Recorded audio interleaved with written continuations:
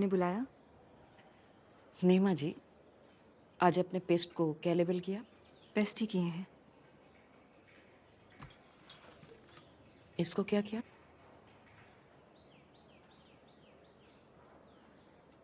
वो पेस्ट नहीं है मैडम, वो हानि नहीं पहुंचाता है। हम आपको प्रेजेंटेशन के वक्त ही बताना चाहते थे। वो पेस्ट नहीं है, वो पत्ता जरूर खाता है पर पत्ते का सड़ा हुआ हिस्सा खाता है ताकि बाकी का पौधा ठीक रहे। हानि नहीं पहुंचाता है। एआई बच्चे की तरह है मैडम, उसको गलत सिखाएंगे तो गलत सीख जाएगा। The work that we explore in the film is actually happening in Jharkhand and many indigenous parts of India, but also many other countries, countries of the global south. Data labeling, this job of repetitive tagging of, say, a chair and a table to make an algorithm understand the difference between the two I realize that it's very much similar to the act of parenting. So there is actually a paradox. It's called the Moravec paradox, in which it says that while AI does compute very well and much better probably than humans, it struggles with simple tasks. These data labeling centers, etc., are all coming under the AI for all kind of umbrella, where you assume it's all for good. And then when you come across moments like this where you say, maybe for good, but maybe there is a lot of backlash with something like this, how do filmmakers like you react to moments like that? I think I have always felt that the government can only do so much. They are looking at the homogeneity, the larger picture. If we as a civil society, if we as a group of folks push for a far more egalitarian AI, far more representative AI, then I think it'll be a reverse thrust. So I recently saw this interview by Sushant Singh Rajput, who, by the way, is a super intelligent guy. Yeah? So one of the things that he said was really striking. He said that 65% of children who are going to go into kindergarten today will be working on, when they grow up, will be working on technology that doesn't exist today. So, that kind of really blew my mind. I said that, that forget about, 20-year, 30-year cycles, but children who are going to school today will not, are going to work on technology that didn't exist today. That means technology will move that fast. And I think one of the classical examples, however maligned it is this whole thing around artificial intelligence. And we are like very, very fortunate today that we have a person who's kind of taken a very different look at AI, and it's kind of, his movie is kind of doing the rounds, is getting rave reviews. So welcome to the show, Aranya Sahay. Thank you. He is the director of Humans in the Loop, and obviously, if you have the opportunity, you must watch it. So thank you for taking the time to come and be part of the show. So I'll just kind of kick it off by just asking the most basic question that, why did you pick this area as a area in technology, and then why did you choose the backdrop of Jharkhand and all else? And so why was this? Why these two? This work is actually happening. The work that we explore in the film is actually happening in Jharkhand and many indigenous parts of India, but also many other countries, countries of the global south. What was interesting was that I read about this in an article by a journalist called Karishma Mehrotra. She had written an article called The Human Touch. Right? Okay. And in that, it talks about Adivasi women working as data labelers. Now, it's a great premise, right? But a great premise is often a great curse, as they say, because the film can just be that. It can be very flat. It can be just, oh wow, what a revelation. Right. Where do you take the narrative to, which is where the creative challenge was. And the answer lay in understanding data labeling itself. Data labeling, this job of repetitive tagging of, say, a chair and a table to make an algorithm understand the difference between the two I realize that it's very much similar to the act of parenting, in the sense that when our children are growing up, we teach them how to differentiate between objects, then colors, then we force our way of life and morality onto our children. Correct. So usi sense mein, it became almost like a mirror between the two. So then the whole idea became, if this job is like parenting, is AI like a child, right? Nice. And yeah. if AI is like a child, then is it completely, there are two schools of thoughts in this, which I just want to quickly touch upon. One is that when children are growing up, whatever we teach them till the age of 5 is what stays with them, and that's what manifests in their life. But there's another school of thought which talks about children are born with almost 300 odd patterns from their ancestors. So then the question became, if AI is like a child, is it really a clean slate as one would think it is? Or is it born of the prejudices, the biases, the strengths of its ancestors, which is us?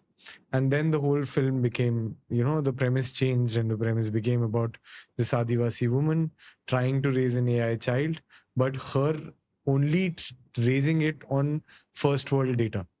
And the algorithms will never see through her perspective, never represent who she is in her reality. So that became the central conflict of the film.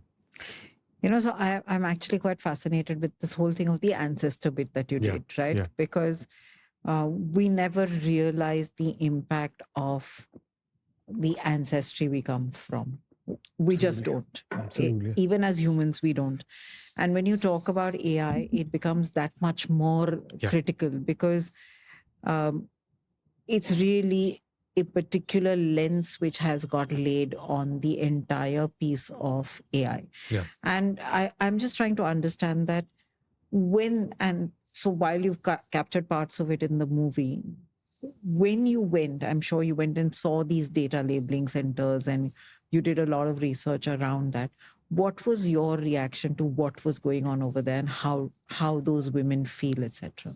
See, these places exist in areas which had no other jobs per se, only agricultural jobs were there, or one would forage something and sell.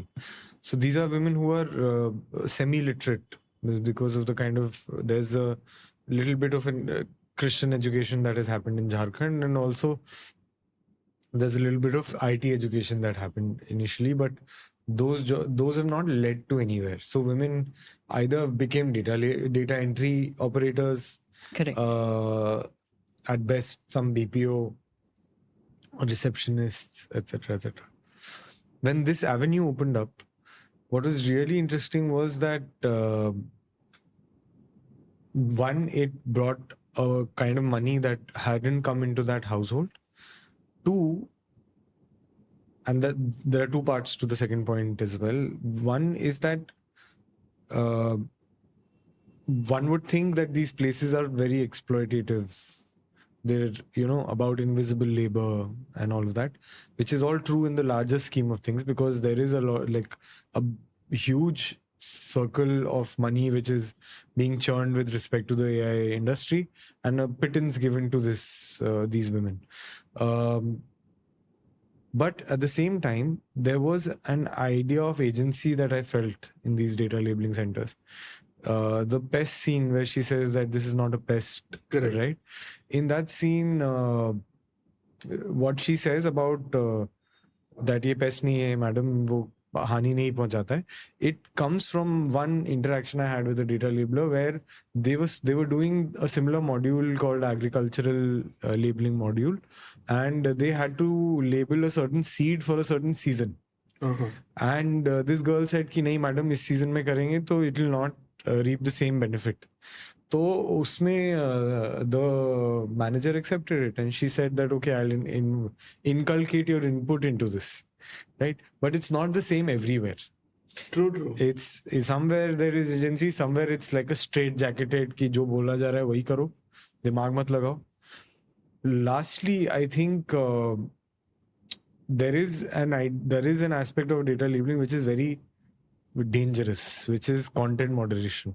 Content moderation is where women or data labelers in general, they have to go through many violent photos and videos to tag them as not safe for community standards.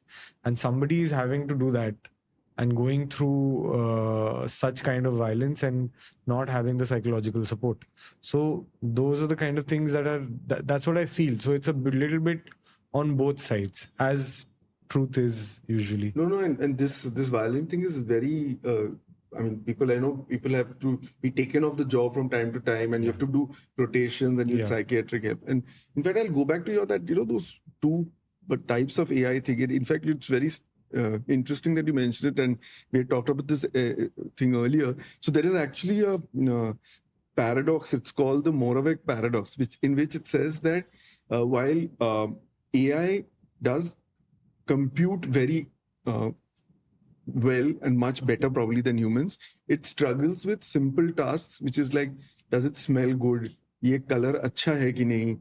Or, does this look nice? The simple things which comes naturally to humans. So the whole theory there is that, and to the point of ancestry, so the evolutionary skills that we have, right, they are very difficult, which is over 1 million years or whatever, 50,000 years of human existence. Those are very difficult to teach.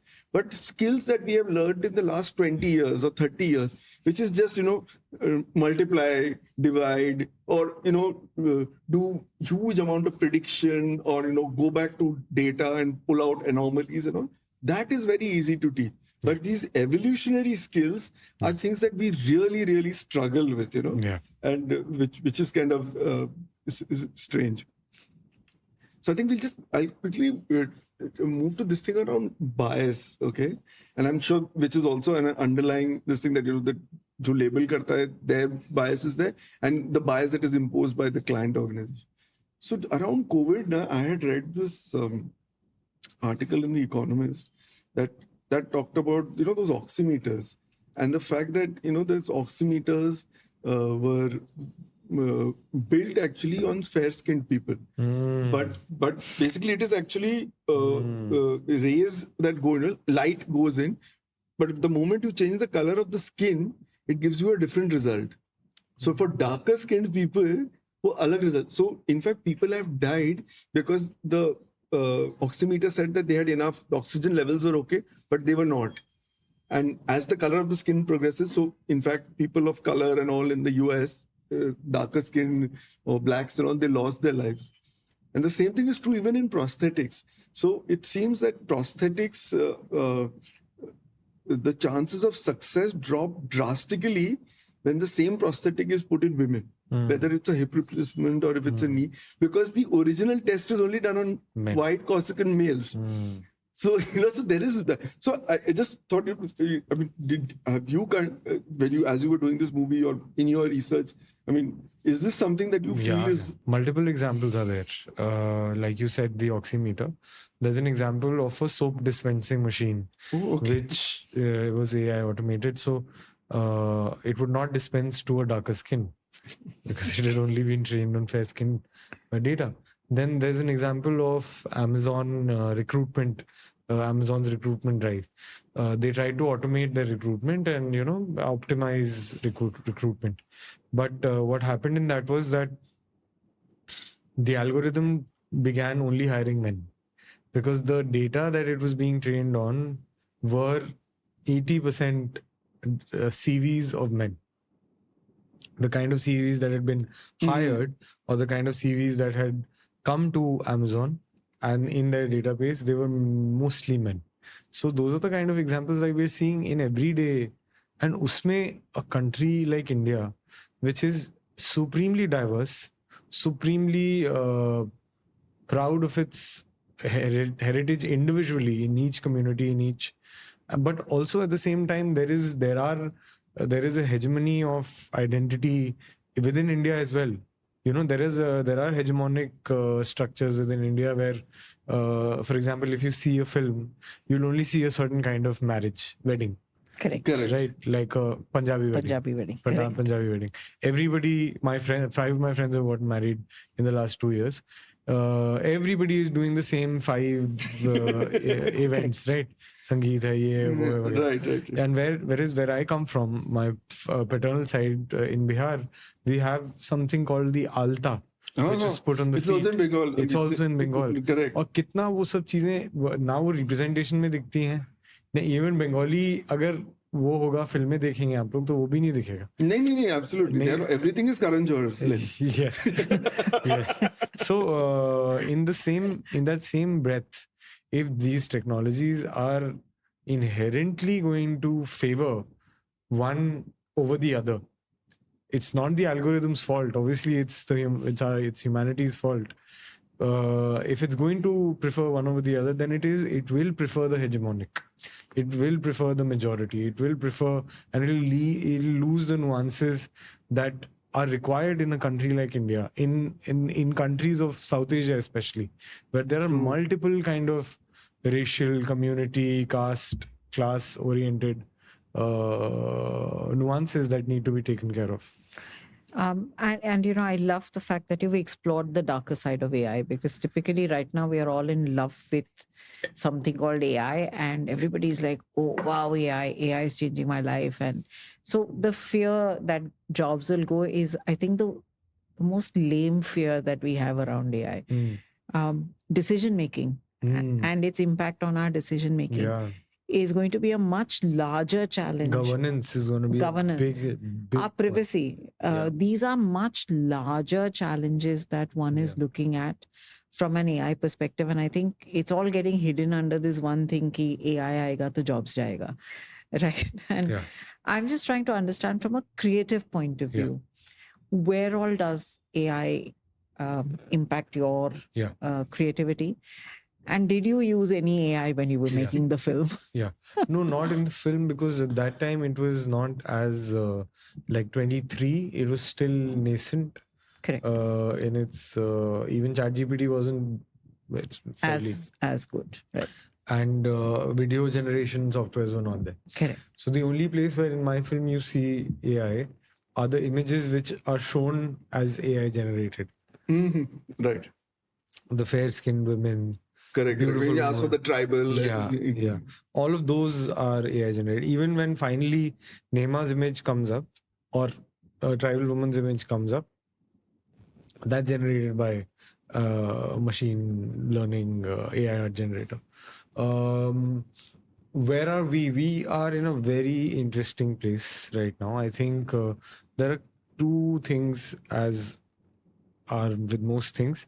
One is the fact that yes, the fear of job loss is significant. If you think about it, just 10-15 years back, we would have different kinds of instrumentalists, musicians as part of an orchestra playing for a song. There were those many jobs. And now it's just a laptop. Correct. Right? I'm not saying that that's AI, but of course, that is a technical way. Correct. Some automation has happened. Some automation has happened there. And people have lost their jobs. People are they only earn by performing live, which is a very small chunk of their year. So what about those kind of people? What about the people who are going to work on sets? Correct. Right? It's a whole industry. Families rely on it. It can't be taken this lightly. So, but I'm not saying that you're saying it's a light, but I think this job loss thing is a significant. It needs to be addressed, and if it has to be done, it has to be done in a staggered manner. It can't be कि एक साल में इतने लोगों को job loss हो गया, उसके बाद you'll see what will happen to this industry. Like Correct. it'll go down the drain because these are people who are the backbone of any industry, of any film. That said, like I'm very cautious about governance and AI. I'm very cautious about especially policing, because I come from a family where my father was a police officer, and I've seen not in his cases, but especially in the US, there is racial profiling that has happened. Correct. In India, there is a certain kind of profiling that has happened against a certain community. कि ये लोग तो criminals ही होंगे. And that differs in different places. It's not the same across the country. It differs in different places. Now, all of that can come into AI if we will obviously come into AI. If you're going to automate that, that I'm very cautious about. Creatively in the industry, there is, apart from the job market, job situation, there is a thrust that people are trying to use, especially as you were earlier talking about in post-production. Post-production, people are really trying to use it, and I see it as a positive thing because the costs in our industry are sky high. Correct. Right? They're really high for the number of man-hours that people put, and it's all justified because it's really intense work, and yet people are always cutting costs. People are paying their assistants very less. You know, the first line that is affected by these kind of things are the assistants. So I feel if there is an individual creator, like for example, I want to do a superhero film next and I'm writing something on those lines, I will not get right after Humans in the Loop, which was an independent film. I know that I will not get beyond a certain kind of money to make my film. Then what is the workaround? If AI is there, and if AI is very good at fantasy generation, then I would test it. I would test like a mix of character, an actor in a green screen and the background and their interactions with AI. Of course, the problems are going to be, it's not going to be consistent. But if again, the thing comes down to time. थोड़ा extra time देंगे, आप उसमें generate करेंगे, आपको eventually मिलेगा. So that's something that I really, I'm looking forward to when it comes to AI in the film industry. But, and also one more thing that I feel like AI is an assistant in a very, like it'll help you even in terms of writing. It right now, wherever ChatGPT is, etc., and other tools are, they are not capable of writing the most moving pieces, right? Moving scenes. But what they can do is they'll come up with something which will flare up your imagination. Correct. So वो एक बहुत interesting और बहुत ही ज़रूरी चीज़ है. It's like a very useful ally in that sense. So yeah, those are the kind of things that I feel about the industry. But everybody is like, especially the OTTs are trying to acquaint to reduce post-production costs. क्योंकि CG and VFX are extremely big costs, right? Correct. So as you've been moving around the globe, India, etc., with your film, what are the new interesting conversations that you're having around AI, around bias with AI and things like that? So in fact, I had the same question, is that what is the audience reaction? Like, I mean, are they saying that, oh, you know, this makes sense? Or are you seeing a different reaction in the Western world versus else? Or, you know, I mean, are they feeling, I didn't know data labeling aisa hota hai, and this is a general problem? Or they feel that this is all part of the process? Or are they getting awakened? Or what's the general... नहीं, इसमें because the film is not like a doomsday film. It's a more hopeful film, correct. Hopeful film. तो वो पचता नहीं है US में, मैंने जो महसूस किया. यूएस में लोगों को नहीं पचता है क्योंकि वहां पे एक doomsday, they're closer to where the systems are being built. Correct. So the doomsdayness of the fear around AI is far more significant. Oh, acha. Far more significant than a country like India. I see people are a lot more open when it comes to what AI's possibility and its capabilities can be here. That said, our target audiences were 4 kinds of folks. One was policy folks, tech leaders, academics, and mainly film goers and cinephiles. Different kinds of reactions from different people. For policy folks in India, I've not had an interaction with policy folks in the West, but in India, like just yesterday, day before yesterday, we showed it at a place where sitting MP and MLA were there, and they said that when we make decisions as policymakers, we only go by our gut instinct कि ये तो hegemonic, ये तो majority, but there is a perspective that I'm not aware about, and that will enrich my decision, which is what the film is talking about. So that is the kind of reaction that came. Academics, we tend to talk a lot about A.K. Ramanujan's idea of the little culture, larger culture. It goes into a more anthropological conversation. Like today, just this morning when we were showing it at Brown, the conversation was like absolutely ethnographic, and it was so good. Also because the moderator herself was like her PhD is in ethnography and she's an anthropologist. So it goes into that direction, which ties very well with AI because it is deeply anthropological in its origins as well. Tech folks, there are 2 reactions that I get. Tech, one reaction is कि यार ये problems तो हम solve कर लिया हमने, right? And this is some of it mostly is from the US कि we have taken care of these problems, but have you really taken care of these problems? The other and the more progressive reactions from the tech world are they look at the more humane aspect of the film. They see how, for example, the Google cultural trends, this thing, search engine, they see how the human perspective can enrich the tech outlook. So that's what they take from the film. And film goers are like also like Gen Zs are there, 70-year-old women are really loving the film. So for me, that part is really wholesome. But it has varied. Like even tech leaders in India have reacted differently from tech leaders abroad. Okay. Yeah. Even tech leaders who are Indian diaspora or South Asian diaspora in the US have responded differently than the Caucasian counterparts.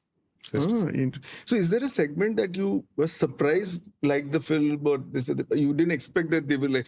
I'll give you an example. We wrote our book for young adults, but we find a lot of old people reading it. So there's like friends' mothers and all some 82-year-old, 90-year-old people. They read, "Beta, acha likha hai tumne, very good." So we didn't expect that. We thought it's for young adults. So, but is there something like that for you? Yeah, fully. Like I think women are really taking to the film. And especially women in their 60s and their 70s. And that I'm really happy about. Because they don't understand tech. Like just yesterday, there's a film critic called Bhavna Somaya. She's a very senior film critic. She wrote in her review that it was difficult to understand this AI world for me. Right? And it was a tedious, it was not an easy watch initially. Because I don't understand this world. But then something told me to stay with the film, and I'm glad it did. I did, and the emotional payoff of this film left a deep imprint on me. Now, the thing is that somebody like her, emotionally resonating with the film, who may not have as much of a tech background or might be digitally excluded in a lot of senses also, that I'm really happy about. I think that your whole... what I think you've really cracked is the fact that you've compared it to a child, right? So that I think everybody understands that, how do you kind of bring up a child and, what are the environmental things you provide to enrich it and all that. So I think that immediately says, abhi mujhe samajh mein aa gaya ki bacche ko sikha rahe. Good, now I get it. Yeah, बिल्कुल. उसमें फिर माँ का role क्या है? फिर माँ समाज का रोल क्या है? You can get a और माँ अगर अपना बच्चे को बड़ा करते हुए काम करने जा रही है, उसका एक शेम है, अपना जीवन जीने का एक शेम है. All of those things seep into the narrative, which has helped emotionally. I feel. So the other thing also now I have seen is that when we train these large systems or anything, coach bhi kare, so we usually do aggregates, in that sense, large sections. But when we exist in society, we are, like small groups. It's communities. It's like, it's your building, it's your area, it's your friends and all of that. In fact, very strangely, I was once talking to an armed forces guy. So I said, how do you build loyalty for the nation? And, how do you motivate? He said, see, we don't do all that. Basically, the loyalty of the soldier is to his immediate group. वो पलटन के लिए जीता है. Then regiment, when बाद में देश आता है. He said, basically, the person doesn't want to let down his immediate fellow mates. That is why he or she nowadays will do whatever. So, so that's why when we train, like to your point, that in India, there are so many ethnic groups, so many cross-cultural this thing. I mean, I can't even imagine how we would actually train a system that maybe, I don't know, maybe Western society is more homogeneous. I mean, I don't know. Maybe the Chinese are more homogeneous than we are, but when we look across societies are, for sure. Like, Western societies are far more homogeneous than we are. I don't know. I mean, there was one example that I thought of where if even the government of India, and this thing I've put to many policymakers, that you have a book called People of India series by an anthropologist called Kumar Suresh Singh. If you were to digitize each state, and each state has like communities mentioned, their occupations, their migration patterns. Even if you were to feed this into open source softwares, you would have a far more representative and egalitarian representation of India. Like, we are at that cusp. If we don't push hard, then we will be only eating out of the hands of systems which are built by other people. So it's very fascinating because when you think of the government, these data centers and these data labeling centers, etc., are all coming under the AI for all kind of umbrella, where you assume it's all for good. And then when you come across moments like this where you say, maybe for good, but maybe there is a lot of backlash with something like this, how do filmmakers like you react to moments like that? Because there is a larger perspective, which is AI for good and AI for all and all of that. And then when you come to a grassroots level where it's not necessarily getting translated, how does that then weave itself into the story for you? I think I have always felt that the government can only do so much, and the government and also tech leaders are not always, they are looking at the homogeneity, the larger picture. They will, for them, it's not so important to percolate differently. I think that is where collective and civil society comes into play. If we as a civil society, if we as a group of folks push for a far more egalitarian AI, far more representative AI, then I think it'll be a reverse thrust. Secondly, like I was having a conversation with Vikramaditya Motwane, and he said that when profits come into question, जब भी पैसे का involvement हो जाएगा, they see us as a primary market, they will all automatically start diversifying it for you. True. पर अभी आप primary market नहीं हो उनके हिसाब से, but वो होने वाला है. Because our internet penetration is far greater than a lot of other countries. And not because we are from the good of our heart, because we have internet penetration can pay for so many people will pay for the internet that they're paying for. So if once that happens, these systems are going to become far more representative. But then the fallout there could be that, which is the fallout with a lot of entertainment and films and OTT stuff also, is it you're trying to make one thing for everybody, and in that trying to draw an average out or a mean out, you're making something which is for nobody, within India. So that's another issue that might happen. So I think that we have also that's why love this whole thing that the government is doing. I don't know how much we will be able to, this whole Bhashini initiative, which is that at least we can understand each other, because today, Absolutely. actually, with dialect changing, whatever, every 5-10 kilometers, and language changing, whatever, I mean, no other country has 22 constitutionally approved languages, and then there are other things. The Marathi spoken in Bombay is different from Kolhapur to then go into Nagpur, and that changes. So I think that itself is a big leveler. The fact that and the way they are being trained also is like it's very different. Like you can give your time, like you can hear what somebody else is saying and say it's right or wrong. You can speak into it. So I think first you have to understand each other. Then you can see. Actually, you have to also speak in one voice, right? So, which is like kind of a very strange. So, post this movie, what next for you? I want to make a superhero film. There's another part to this film which I will make later because I'm a little tired of this stuff.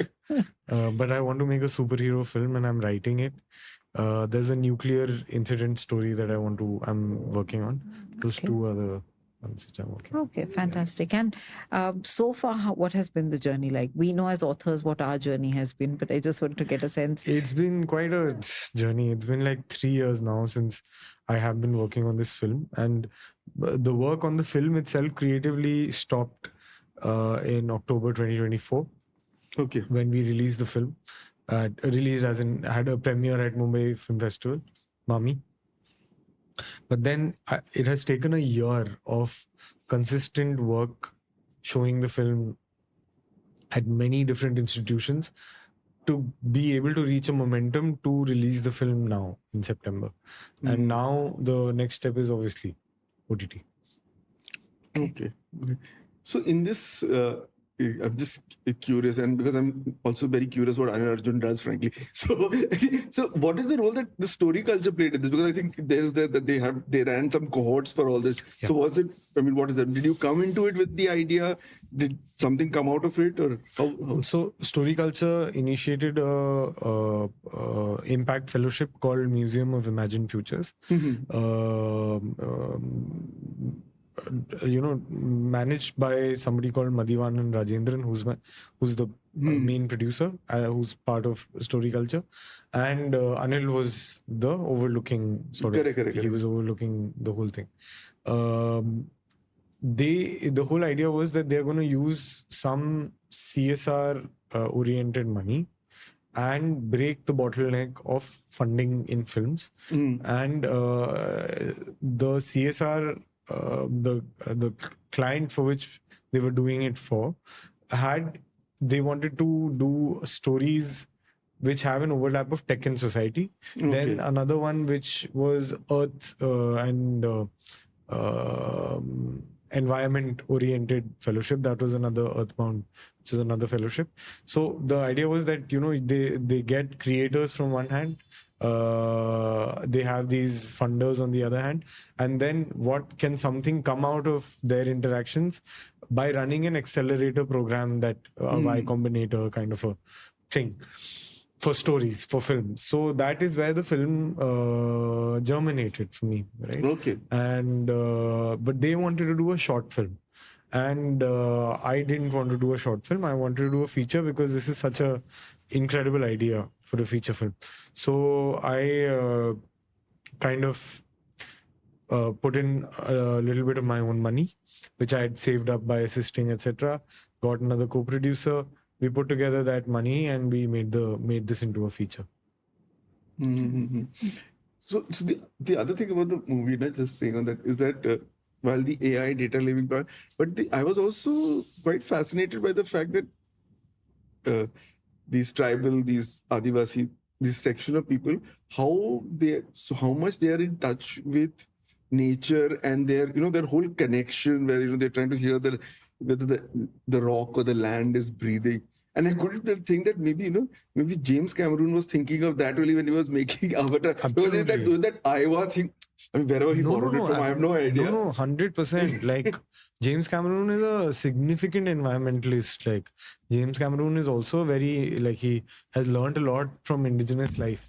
Okay. He's learned a lot from Indigenous life. Like, if you think about it, there's a sentient species in the second part which is the whales. Correct. They have their own music, they have their own mathematics, science, etc. And he's drawn a parallel between whales and us, and the kind of shots that he's taken of the eye, and how much sentience can you see within that one eye of a whale. There's so many things, like especially when he kills they kill an animal to eat, right? They apologize to it. Correct. That I'm sorry that I'm having to do this, but your energy would be given back to Eva. And so that's very much indigenous life. And so kudos to, honestly, he's mainstreamed it. If we think about it, he's mainstreamed it in a wonderful way. I think we can continue, but I'm going to kind of bring a couple of questions to end our conversation. One is, when you think about it as a superhero, and your next film is about superheroes, is it going to be an Indian superhero? Is this going to be a global superhero? Is this an Indian whatever? Because Samiran and I, when we wrote our book, we said everything happens in New York, right? Disasters happen there, everything. And Samiran always said, I want it to happen in Apna Mumbai. And so our book is set in Mumbai. So I just wanted to get a sense of, where is your superhero here? Not just Bombay, it's going to be Bombay, Delhi. It's a Indian, like fully Indian superhero film. Okay, fantastic. Yeah, we've got one or two in that genre which have happened, but not too much which has happened in So I our think there was recently superheroes. a South Indian film where there was a female superhero. Right? Loka. Yeah. I haven't seen it. Have you seen it? No, I haven't. I mean, I only saw some rushes. I've not yet managed to see it. But I said, chalo, that's good at least. Because I think they also, and I remember an interview with Hrithik and all, where of course, they still have money, but he said that even, they cannot match Hollywood budget. He said that I still have to, I have to go and jump off buildings and do stuff and all, because, we don't have the level of CGI, or we can't afford it. नहीं, वो भी है, वो सच है, but अब AI के साथ चीजें change हो सकती हैं. I feel like you can give like a very good quality output to the world. So I think one of the other last question. So if someone wants to see this film, अभी क्या कर सकते हैं? Where? अभी तो theaters में है. The film is running in Delhi, in Bangalore, in Kochi, in Ranchi, in Chennai, in Hyderabad. It was in Bombay just this week. It was taken off. Is it going to come back to Bombay? It might come back. Like that's what we're hoping. It'll come back this week. Yeah, it's still in theaters and it's running well. Please go and watch it. That's all I'll say. And I know that you told me this also, that if people want to arrange screenings or something, so what do they mean? And number one, who's doing it, so that that kind of people can relate, that मैं भी कर सकता हूँ type से. नहीं, the whole idea is कि जिन cities या states में हम लोग नहीं जा पा रहे हैं, जहाँ theatrical release नहीं कर पा रहे हैं, वहाँ पे अगर film clubs हैं, या फिर research organizations हैं, या फिर cultural organizations हैं, या फिर universities हैं, anybody who wants to bring the film to their, like for example Guwahati, a friend of mine is teaching at one of the universities there. She wants to show the film. Brown, the film hasn't released there, so they wanted to, Brown, University of Michigan, they wanted to do all of this, so they've done it. Anybody, anywhere where the film hasn't released, we are more than happy to show them the film. Okay. Because I think that's the kind of reaction I also saw on LinkedIn, that some people were saying that, we must get it in our film club, some very local film club somewhere. So obviously that's also working. Yeah. Okay, fantastic. All I can say is thank you so much for coming and having this conversation with us. I don't think we'd ever thought we were going to do something around film and technology, but this has been... We always wanted to be film-making tech. Yeah, film-making tech. But the story part of it. Correct. Movie was interesting. Filmmaking and tech would be a very interesting one. But I might not be the best person for it. Because I'm a director and we are not the best technically sound people, in that, if you were to get somebody, please get like a post-production supervisor, or somebody who works in VFX, etc. Those those guys. And I know a guy, if you want to call someone. We'd be very happy. Yeah. We'll be very happy Yeah. to kind of Because I'm sure audiences want to know how this is Yes, done. please. Let's Correct? I would like to know a lot more. So if that's the case, please, I can connect you to them. Oh, that's fantastic. That'll be So, fun. all the very best for Thank your you. future endeavors, and we hope that you make some more amazing films. Thank you. No, and we for from the audiences. 3TP side, we'll keep promoting it any which way we Thank can, you. and hopefully, all the best to you, and Thank we you hope so we can much. make more of these Thank you, Shazia. and make superhero films too. Yeah. Superhero films now. Meaningful ones though. Yeah. I will be happy to hear that because I'm tired of one guy Marvel. saving the whole world. Yeah, Yes. yeah. I love Marvel. Okay, let Yeah. me be honest with you. Our book is also inspired a little bit by superheroes, but I love the superhero Genre. world. Yeah. But I think there is time for some Yeah, absolutely. And the some good shifts ones. to come in. The Correct. good ones, which is like I would say the Nolan trilogy, Batman Correct. trilogy, always pushes some social, some contemporary issues into the Correct. film, and I feel like superhero is a very good genre for that. Absolutely. Yeah, that's why Shaktiman was so popular. Right? Yeah, fully. I mean, it has its purpose, huh? Mr. India Yeah, was yeah. so popular. Absolutely. Yeah. Correct. So Even Shahenshah, I fantastic. believe. So thank you so Thank you. much once Thank you. again for coming and joining us. An absolute pleasure having Yeah. you with No, us. thank you, and great. What a great conversation. Thank you. Thank you. ऐसा है नेमा जी, client ने अगर बोला है कि ये paste है तो ये पेस्ट है, आपका काम है लेवल करना, बस उतना ही करिए, अपना दिमाग मत घुमाइए। यही बच्चे की तरह है, फलाना है, ढिमकाना है। आपको सच में लगता है कि यह एक बच्चा है? पूरा परिवार बसाने आ गया है यहाँ? जाइए, जाके अपना काम करिए।